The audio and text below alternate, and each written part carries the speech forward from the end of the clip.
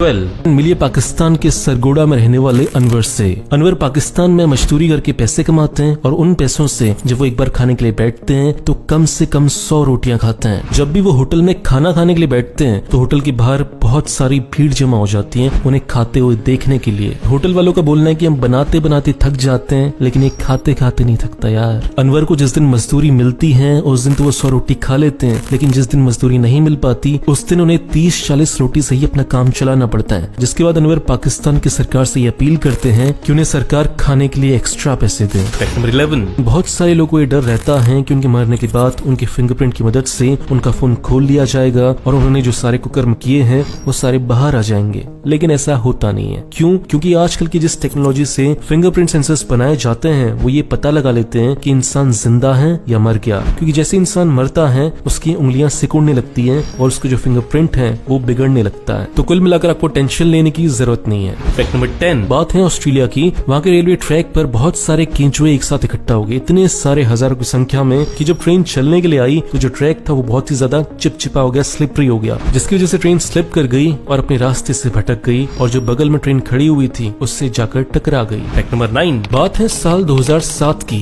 Alaska के मछुआरों को एक व्हेल मिली और उस व्हेल के ऊपर एक समुद्री तीर लगा हुआ था। जब उस तीर की और रिसर्च की गई तो पता चला कि वो तीर उस व्हेल को साल 1880 में लगा होगा, मतलब आज से 100-150 साल पहले वो तीर उसे लगा होगा। फैक्ट नंबर 8 चाइना में भी इंडिया की तरह बहुत ट्रैफिक होता है, लेकिन उन्होंने एक सॉल्यूशन निकाला है जो कि बहुत अच्छा है और उस सॉल्यूशन को बोलते हैं जैम बस्टिंग। मतलब कभी आप अपनी कार के अंदर खतरनाक ट्रैफिक में फंस जाओ और आपको बहुत जल्दी है कहीं पहुंचने की और आपको ये भी बताएं कि ये जैम अगले 2-3 घंटे तक चलता रहेगा, तो ऐसे में आपको कुछ नहीं करना, बस एक कॉल करना है। कॉल करने के बाद आपके पास 2 लोग आएंगे, उसमें से एक बंदा आपकी कार में बैठ जाएगा आपकी कार को सही सलामत उसकी लोकेशन तक पहुंचाने के लिए, और आप बाइक के पीछे बैठ जाओगे ताकि वो जल्दी से आपको अपनी लोकेशन पर पहुंचा सके। है ना मस्त आइडिया? क्या लगता है इंडिया में होना चाहिए कि नहीं होना चाहिए? कमेंट्स में बताना। फैक्ट नंबर 7 अगर आप लड़के हो तो ऐसा कभी ना कभी आपके साथ हुआ होगा कि आप चेन लगा रहे हो और आपका सामान फंस गया। अमेरिका में हर साल जितनी भी नीचे वाले हिस्से की इंजरीज होती हैं उसका 20% इस चेन की वजह से होता है। साल 2002 से लेकर 2010 तक अमेरिका में 17,000 से भी ज्यादा बंदों को हॉस्पिटल में भाग भाग कर आना पड़ा था केवल इसी चेन वाली प्रॉब्लम की वजह से। फैक्ट नंबर 6 ये किस्सा बहुत इंटरेस्टिंग है। बात है साल 1998 की।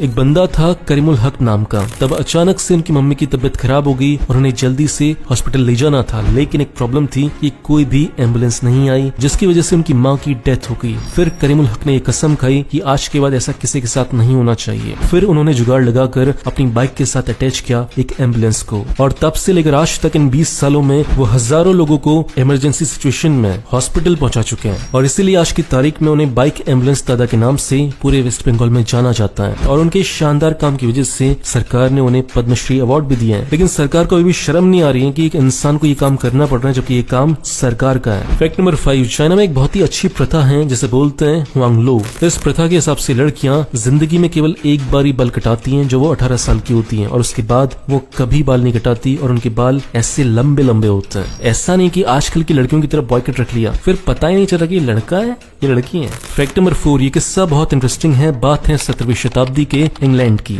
उस समय के जो अमीर इंसान होते थे वो अपने आप को गरीब फार्मर से अलग दिखाने के लिए क्या करते थे कि अपने घर के पास अपने घर के बाहर ऐसे घास उगाते थे, ये दिखाने के लिए कि वो बहुत पैसे वाले हैं, उन्हें कोई जरूरत नहीं है फार्मिंग करने की, इसलिए वो अपने घर के पास घास उगाते हैं। कोई गेहूं चावल उगाने की उन्हें कोई जरूरत नहीं है। तो इसी तरह एक गार्डन का होना, एक लॉन का होना एक स्टेटस सिंबल बन गया अमीर लोगों के लिए, और वही चीज आज की तारीख में इंडिया में भी देखी जाती है। जो अमीर लोग होते हैं जैसे IAS ऑफिसर हो गया, कोई अमीर बंदा हो गया, उसके घर के बाहर लॉन होता है। तो ये चीज आई है इंग्लैंड से। फैक्ट नंबर 3 चाइना का एक बंदा है 39 साल का जिसका नाम है ली यू। इस बंदे ने शादी कर ली है, लेकिन ट्विस्ट ये है कि खुद के साथ कर ली है।